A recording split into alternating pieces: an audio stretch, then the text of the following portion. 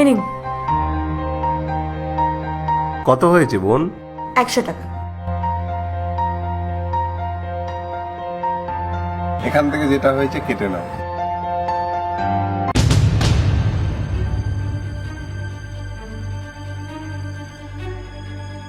নিয়ে নিয়েছি sir. Thank you বোন।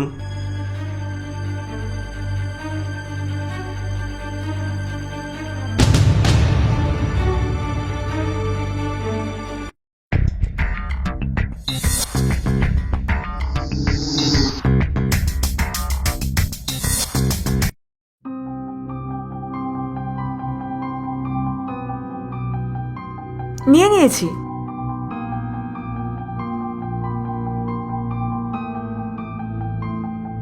এই লোকটা কে কি জানি, রোজ বোকা হতে চলে আসে।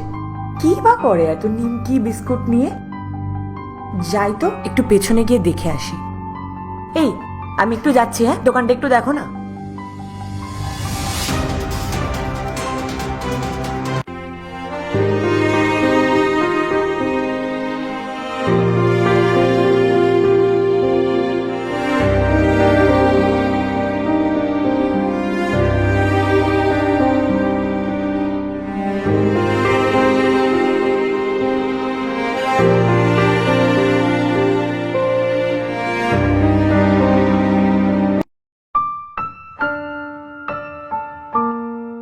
বোন, আজকে না 5 জায়গায় এক্সট্রা দিতে হবে তোমাকে।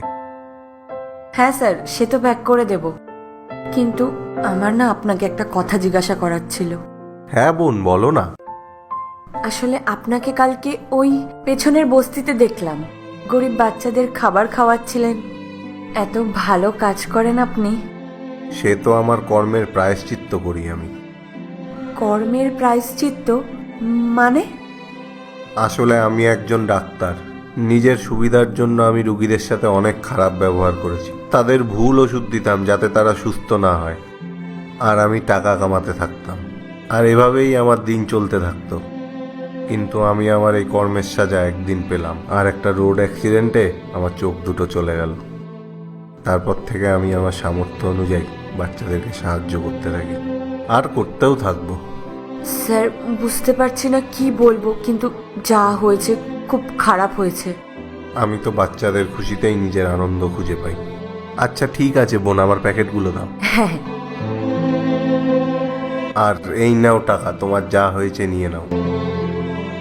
স্যার, এটার কোনো দরকার নেই। কেন বোন? স্যার, আপনার অন্ধ হওয়ার সুযোগ নিয়ে আমি সবসময় আপনার থেকে বেশি টাকা নিয়ে ফেলেছি। আর আজকে আপনার মুখ থেকে সব শোনার পরে আমার মনে হচ্ছে আমি একটা বড় ভুল কাজ করে ফেলেছি স্যার। কখনো কারোর এমন খারাপ পরিস্থিতির সুযোগ নেওয়া উচিত নয়। আমাকে ক্ষমা করে দিন স্যার, প্লিজ স্যার। না না বোন, তুমি আমার কাছে ক্ষমা চেও না। তুমি আমার একটা কথা সবসময় মনে রেখো, জীবনে যাই খারাপ করো না কেন, সেটা ঘুরে ফিরে তোমার জীবনেই ফিরে আসবে।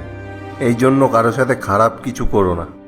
স্যার, আমি আপনার কথা বুঝতে পেরেছি।